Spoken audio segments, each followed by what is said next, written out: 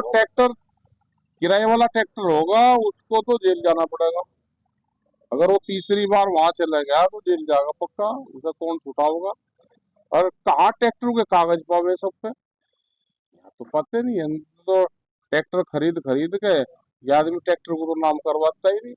और यहाँ पे 15 साल पुराना ट्रैक्टर दूसरे के नाम किसी के होगा नहीं भाई। एनजीटी के उससे 15 साल पुराना ट्रैक्टर अगर ये एनसीआर में होगा तो 10 साल है, और नहीं तो 15 साल है।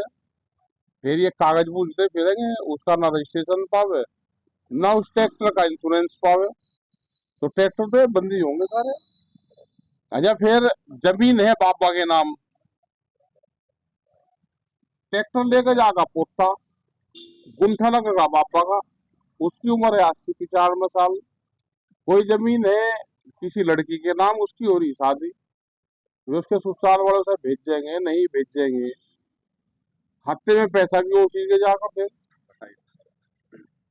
तो ये एक राड जोड़ दी इन्होंने परिवार में भी। अब हमने कल अपना भी उदाहरण दिया, हमारे 11-12 खाते हैं परिवार में, लेकिन ज्वाइंट अकाउंट हमारा एक ही है, वही निकाल ले। जो खेती कर रहा है वही पैसे निकाल ले, वही कर ले। जब वो पैसे सबके खाते में अलग अलग चले जाएंगे तो कौन सा देने लग रहा है? जो दिल्ली में नौकरी कर रहा है वो तो देगा ही नहीं, नौकरी वाला देगा ही नहीं गाँव वालों को पैसे, अपने भाई को उसके पीछे पीछे फिरेगा। तो छूट छाट भी होती, अलग अलग परिवार और बटेगा इसमें। जैसे पहला सिस्टम चल रहा था ऐसे ही सिस्टम को चलने दे। ये ज्यादा खेती ज्यादा पढ़े लिखे सिस्टम से चलेगी नहीं। अब अंगूठा लगाओ वो लगाओ, अरे कोई कमती वक्ती अपना बेच लेता है। यहाँ तो व्यापारी और किसान आपस में समन्वय करके काम चला ले। व्यापारी से रात को जरूरत हो, हम 10 रुपए उससे रात को भी ले लेते हैं। मौसम की मार में क्या मांग करेंगे? मौसम की मार से ये है कि बड़ा नुकसान इसमें हो रहा, दिखाई तो कम देगा, लेकिन जब 15-20 दिन पहले भी गेहूं नीचे गिर गए तो उसका दाना छोटा होगा और उसमें लेबर कॉस्ट बढ़ेगी। अधिकारी तो कह देते हैं जी गेहूं तो है ही खेत में ही है, लेकिन जो उसकी लेबर कॉस्ट है वो लेबर कॉस्ट बढ़ेगी। और उससे ये है कि इसकी भरपाई होनी चाहिए, खेत को इकाई मान के उसकी भरपाई हो। अगर खेत को इकाई नहीं मान लेंगे, बड़े क्षेत्र को इकाई मान लेंगे, तो किसान को ज्यादा लाभ नहीं मिल पाएगा। अगर जिस खेत का नुकसान हुआ है उसी को ही नुकसान मानना जाए, ये हमने सर एक आईएमपी जैसी प्रोजेक्ट अलग अलग जगह आ रहे लेकिन वो सक्सेसफुल नहीं हो पा रहे। ये एक जमीन छीनने का एक षड्यंत्र है कि जमीनों के रेट महंगे हो गए तो किसान जमीन छोड़ दे। सरकार और जो बड़ा उद्योगपति है उसकी नजर जमीन पे है, वो किसी भी कीमत पे किसान से जमीन छीनना चाहते हैं। आप कीमत ज्यादा ले लो लेकिन जमीन दे दो। तो आप ही नहीं बता दो कहाँ उद्योग लगना कहाँ लगना, किसान लगा देगा अपने आप, जितनी जरूरत होती लगा दो।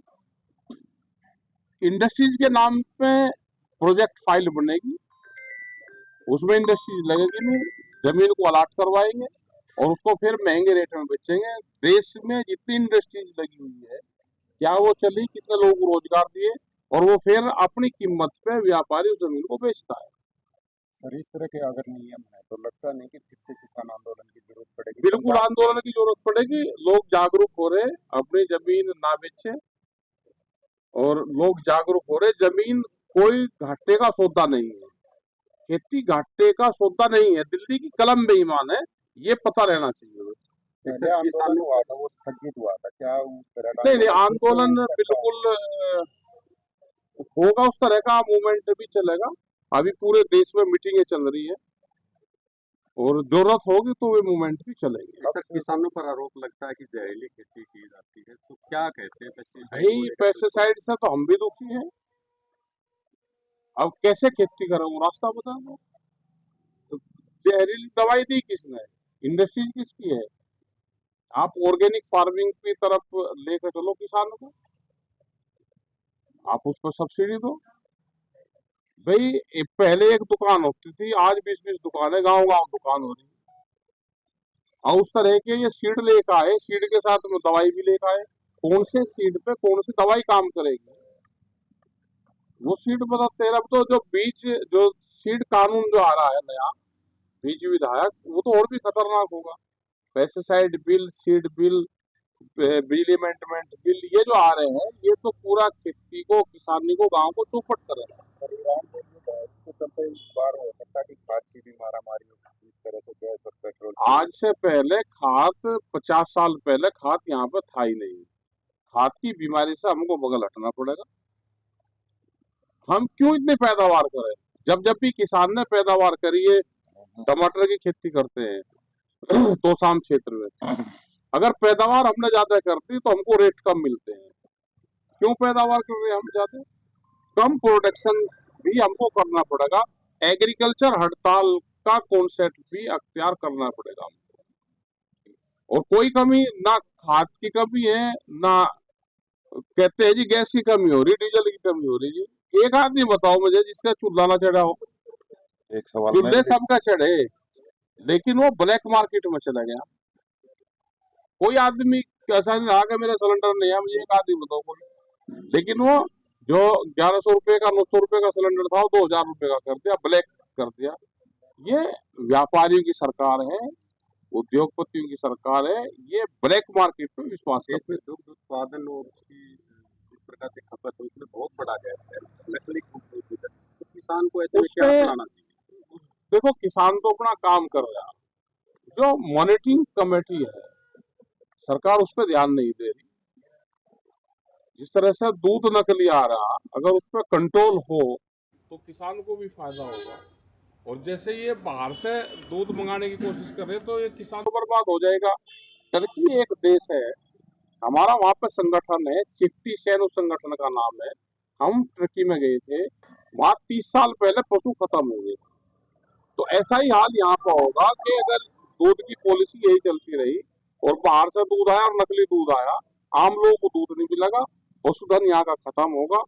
और यही सरकार चाहती है कि पशुधन यहाँ से खत्म हो और ये जमीन हम इसको वापस सर, हमारी पार्टी में आपसी लड़ाई शुरू हो गई है। किस तरह से देख रहे हैं राघव चड्ढा को, जिस तरह से माइक भी बंद कर दिया गया है, राज्यसभा में बोलने से बंद कर दिया गया है।